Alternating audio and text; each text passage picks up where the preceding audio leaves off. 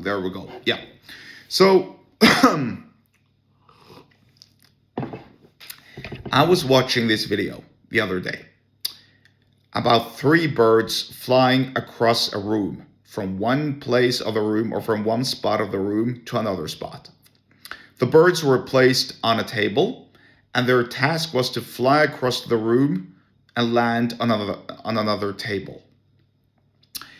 On the floor, between the tables, here's the table, here's the table, here's the floor. On the floor, between the tables, were stacked and placed very sound-sensitive microphones. You know, the sort of microphones that record pretty much everything, even your breath, right? Like super, super, super sensitive microphones. And so the 3 birds that were supposed to fly across the room were, I believe it was a falcon, a falcon, a hawk, and an owl.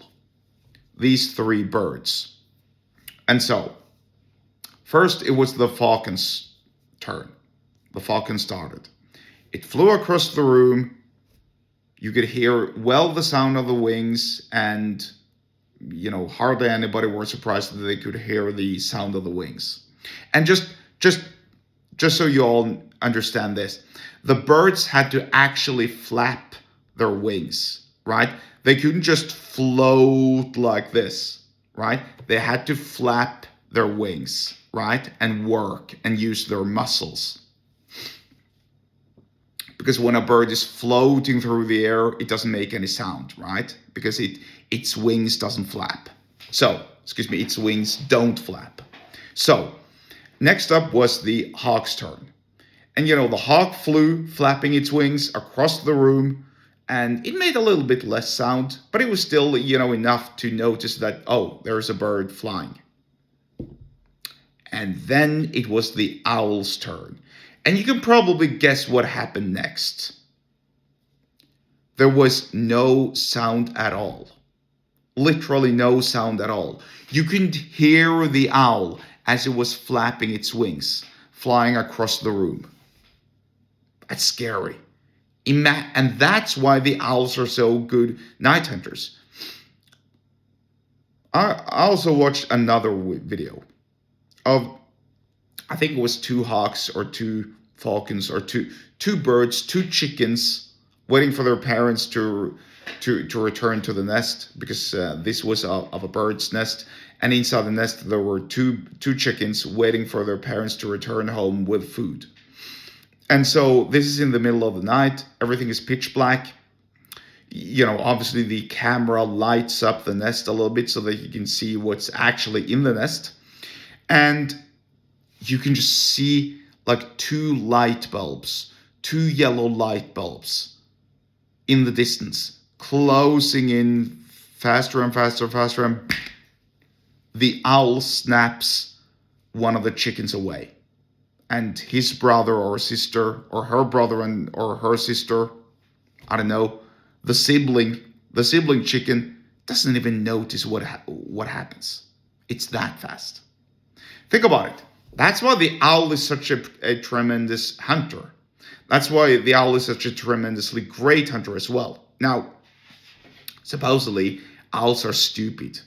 They're not very intelligent. So, I don't know why we're given the impression that the owls are so smart, because they're really, really dumb. Supposedly, according to those in the know. Anyway, here's the point. Just like the owl is a very, very efficient night hunter, because it flies silently. It doesn't make any sound, and it can look and hear very, very well. So do you need to apply that principle of persuasion and gradually persuade people to buy from you. Not by saying, hey, look at me, I'm here, buy from me. No, by walking over to someone and talking to them and getting to know them and listen to their problems. And then, suggesting that they might try out this or try out that, but do so from a friendly way, or in a friendly way, and from a non-selfish perspective. Because like the owl flies silently in night, waiting for its, or invading its prey, grabbing its prey without it noticing it, so can you persuade the people around you silently without them even noticing it, but just giving them ideas. Let's say you want to sell them on going carnivore, or excuse me, let's say you have a fat friend and you want to help that fat friend out.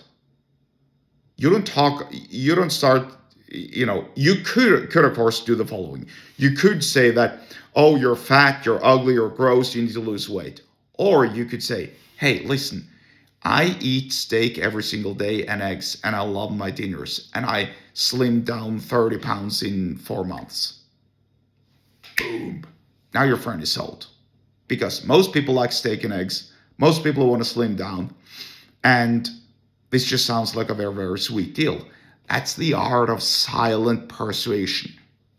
Proper persuasion, when done correctly. Think about that. If you want to learn more about persuasion and how to apply it in business, then get subscribed to my email list. The link to do so is in the episode description wherever you're watching and or listening to this, and I'll see you there.